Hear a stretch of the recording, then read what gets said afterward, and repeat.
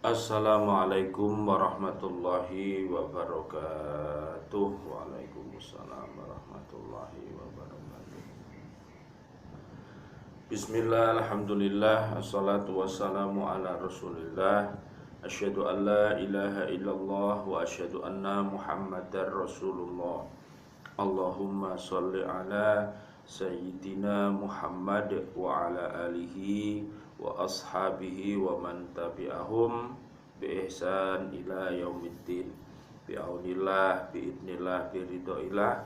Alhamdulillah, pada pagi hari ini kita bersama-sama bisa kembali untuk mengkaji Al-Quran ini, untuk membaca Al-Quran ini, untuk memahami Al-Quran ini, untuk mengamalkannya, dan untuk mendakwahkannya. Jadi Al-Quran ini adalah pelajaran yang tertinggi, ya, pelajaran yang termulia, yang datangnya dari Allah, yang dibawa oleh malaikat Jibril, kemudian diberikan kepada Nabi Muhammad SAW, dan akhirnya sampailah di tangan kita semuanya. Mudah-mudahan Al-Quran ini menjadi pelajaran dan sekaligus penyembuh, ya, penyembuh segala problematika hidup umat ini. Jadi di dalam Al-Quran memang lengkap, ya Dek, ya, lengkap sekali, sempurna sekali. Bahkan Allah mengatakan di dalam Al-Quran itu tidak ada kesalahan sama sekali. Jadi beritanya itu akurat, ya, terpercaya. Jadi ya, karena memang Al-Quran itu turun dari Allah Subhanahu wa Ta'ala. Kalau kisah-kisah tentang kebenarannya itu betul-betul, ya, terjadi. Dan kalau Allah mengisahkan ada kedoliman umat-umat terdahulu, itu pun juga memang betul-betul terjadi. Jadi mari kita senantiasa membacanya Al-Quran ini, sehingga Al-Quran ini akan menjadi pedoman, pembimbing hidup kita. Mudah-mudahan diri kita, keluarga besar kita, umat muslimin, muslimat, mukminin, mukminat, mereka semuanya selamat dunia akhirat. Amin amin ya rabbal alamin. Ala hadiniyah as-solihah bisirril fatihah. A'udzubillahi minasyaitonirrajim. Bismillahirrahmanirrahim. Alhamdulillahirabbil alamin arrahmanirrahim maliki yaumiddin. Iyyaka na'budu wa iyyaka nasta'in. Ihdinas siratal mustaqim.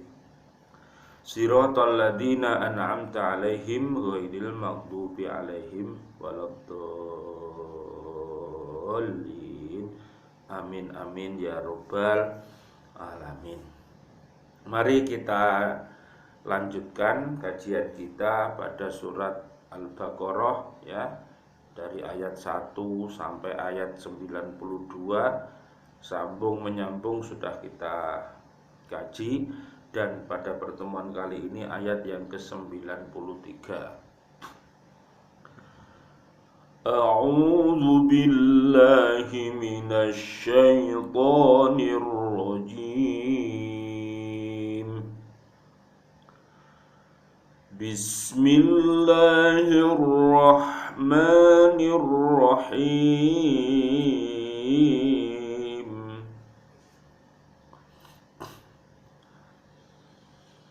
Wa id akhadna mitsaqakum wa rafa'na fawqakumut tur khudhu ma atainakum biquwwatin wasma'u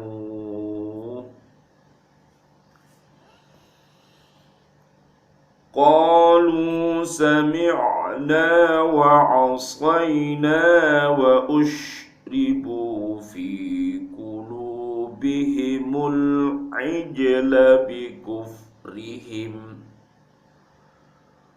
qul bi'sa ma ya'murukum bihi imanukum in kuntum mu'minin.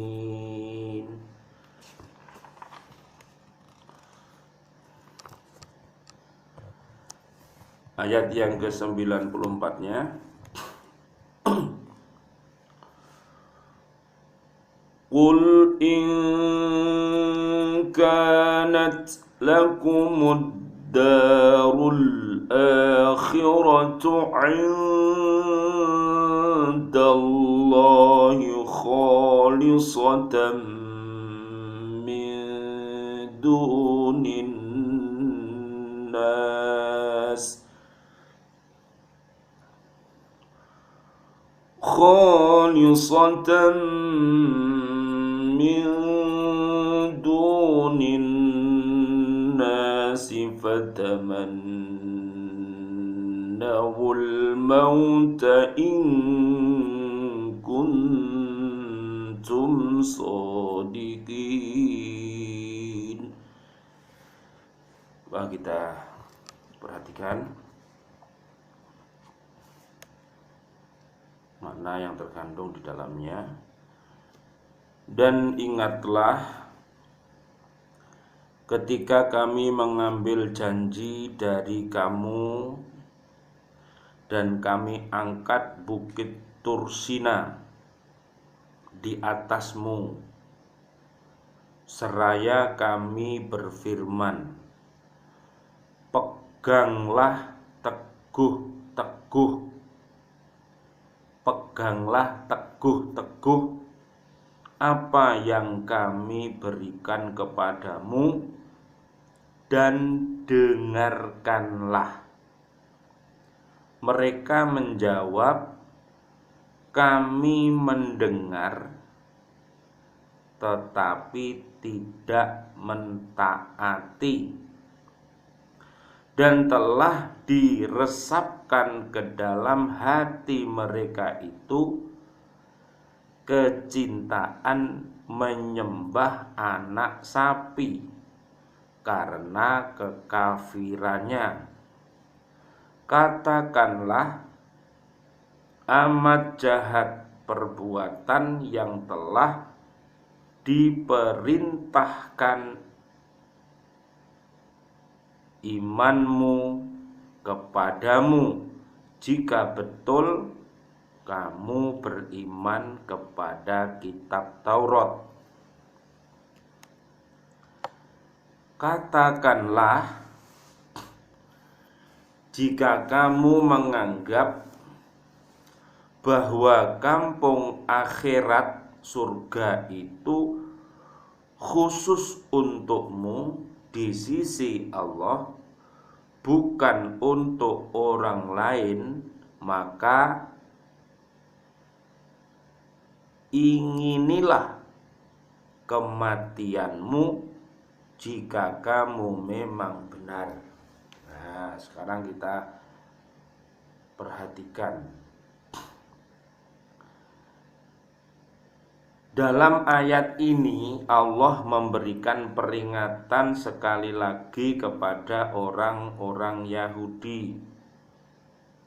Jadi sekali lagi orang-orang Yahudi itu orang-orang yang mengikuti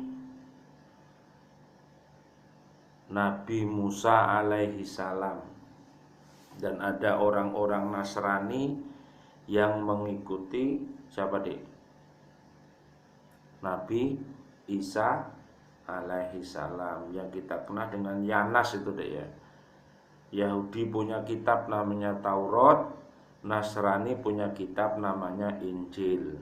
Nah, itu bermula dari Bani Yakub, jadi anak keturunan Nabi Yakub ya, termasuk atasnya adalah Nabi Ibrahim alaihissalam, ya, dari Ishak melahirkan ya keturunan Bani Israel, kemudian dari Nabi Ismail alaihissalam akhirnya lahirlah Nabi Muhammad sallallahu alaihi wasallam. Allahumma sholli wa sallim alaih. Beliau adalah penutup para nabi dan rasul. Meskipun terdapat perbedaan susunan kalimat, namun isinya memperkuat maknanya, karena dalam ayat ini termasuk ancaman Allah terhadap mereka. Pada ayat yang lain Allah berfirman, surat kedua ayat 63, khudhu ma atainakum biquwwatin wadhkuru ma fih. Pegang teguhlah apa yang telah kami berikan kepadamu, dan ingatlah apa yang ada di dalamnya. Jadi pegang teguh deh, disuruh megang. Kalau ngajikan Al-Quran, kamu ngambil, dipegang nggak kitabnya itu?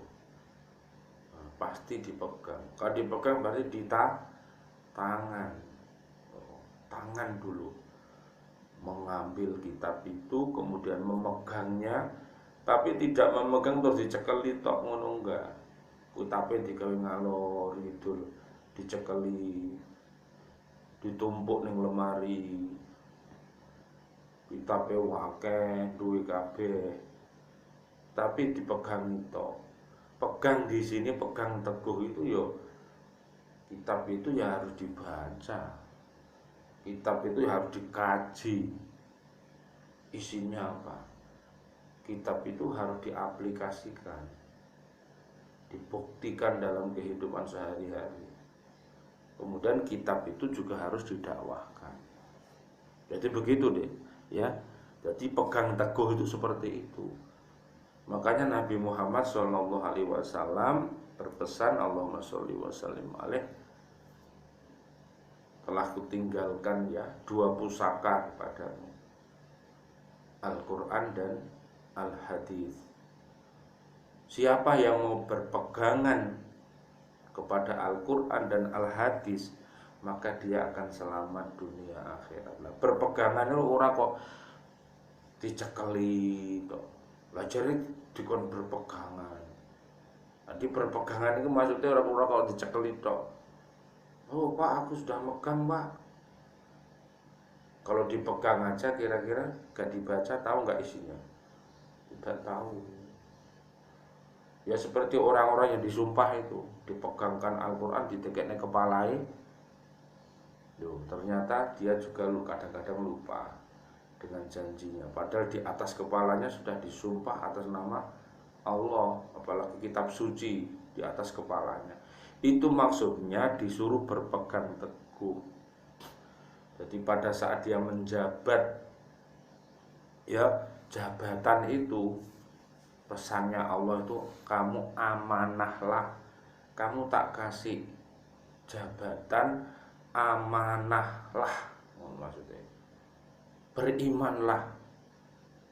Iman, aman, iso amanah. Nah, sekarang firman Allah yang lain dalam surat Al-Baqarah ayat 93. Khudhu ma atainakum biquwwati wasma'u.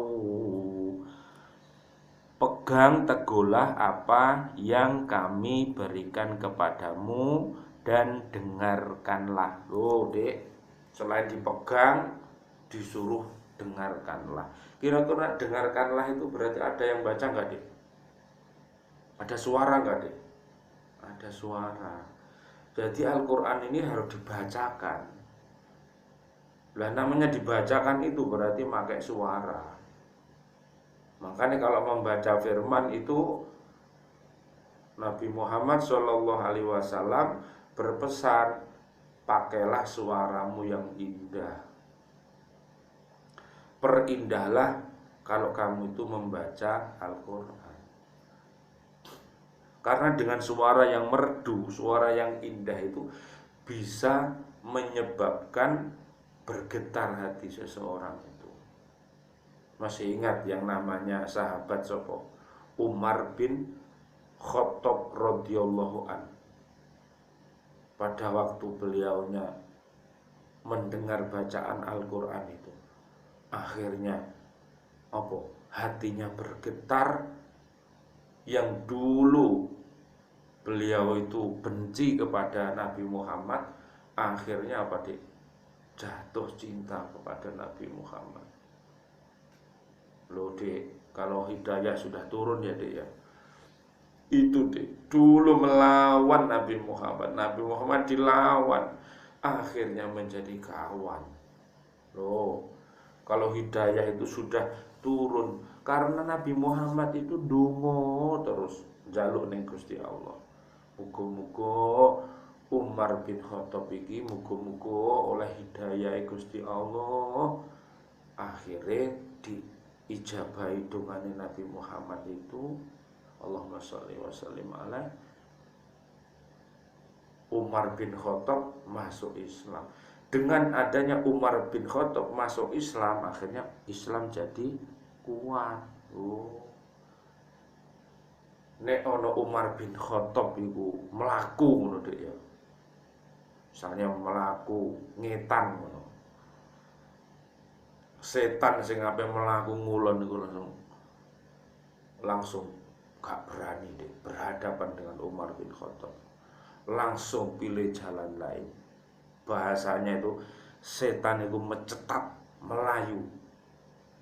Karena apa? Karena Umar bin Khattab itu setelah masuk Islam, seluruh kejahatannya itu dihilangkan oleh Allah. Kekafirannya dihilangkan, kedolimannya dihilangkan, kefasikannya dihilangkan, dan dibersihkan semua oleh Allah. Makanya orang itu kalau mendapatkan hidayah,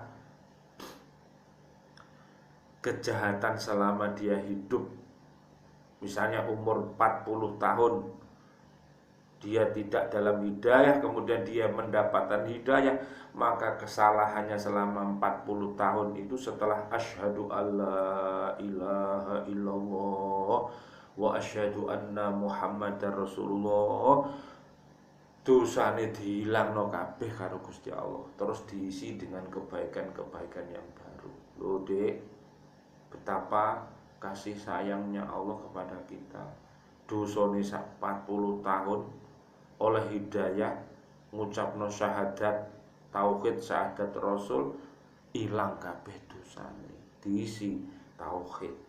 Loh, tapi sebaliknya ono wong ngelakoni iman dan takwa selama 40 tahun, tapi pada akhirnya dia melakukan kedoliman, dia melakukan kekafiran, dia melakukan kemunafikan, kemusyrikan. Akhirnya apa Dek? Hilang semua kebaikannya Dek, plus hilang, diganti kekafiran sama Gusti Allah, diganti ngelamak sama Gusti Allah, karena dia memusuhi Allah. Makanya hati-hati ya dia. Allah memerintahkan kepada Nabi Muhammad sallallahu alaihi wasallam untuk mengatakan kepada orang-orang Yahudi agar mereka mau menerima perjanjian itu dan memahami isinya, tetapi mereka tidak suka melaksanakan perjanjian itu, bahkan mengingkarinya. Loh Dek, Nabi sudah menyampaikan, ini loh ayatnya turun, wahai orang-orang kafir. Surat 109 misalnya, surat Al-Kafirun ya Dek ya. Jadi tidak boleh dicampur aduk, agama itu nggak boleh dicampur aduk. Lakum dinukum waliyadi. Ayo podo hidup ya dengan baik. Jadilah umat Islam yang baik. Ya, umat Islam yang baik itu bagaimana? Umat Islam yang mau mempelajari Islamnya dengan baik. Jadilah rahmatan lil alamin. Kalau ada orang lain yang belum baik, didoakan supaya baik. Tidak usah dipaksa, karena memang beragama itu tidak boleh dipaksa. Karena hidayah itu datangnya dari Gusti Allah. Jadi gak iso ya, Islam dipaksa kamu harus begini, gak bisa. Tapi harus disampaikan ya dengan cara baik. Bisa dibuka surat Al-Baqarah 255 sampai 257. Jadi tidak boleh memaksa orang harus begini. Disampaikan pelajaran itu biar dia sendiri nanti yang akan memikirkan pelajaran itu, biar dia sendiri yang menemukan kebenaran. Banyak deh orang-orang ilmuwan yang mengkaji Al-Quran akhirnya mendapatkan hidayah Allah. Ya, ada sebagian umat Islam yang belajar kitab-kitab yang lain malah ujung-ujungnya dia keluar dari Islam juga ada, naudzubillah. Makanya hati-hati adik. Hati-hati, di bumi kita ini sudah banyak ya umat-umat ini. Dari seluruh umat yang ada di bumi, mereka mengatakan seperti itu. Ya, kami ini mengenal kebenaran itu bersumber dari kitab-kitab kami. Jadi kami mengenal Nabi Muhammad, kami dari kitab-kitab kami.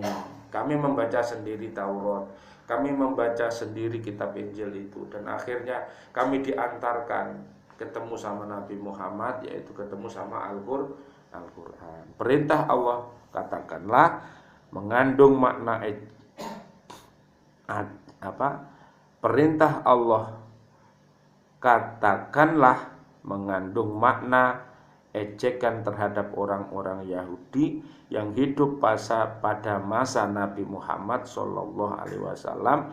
Ejekan itu ditujukan kepada mereka karena mereka telah mengikuti jejak nenek moyang mereka dalam mempersekutukan Tuhan. Loh, jadi syirik, mempersekutukan Tuhan itu tidak boleh sejak dulu sampai akhir zaman, nggak boleh. Allah disekutukan nggak boleh ya.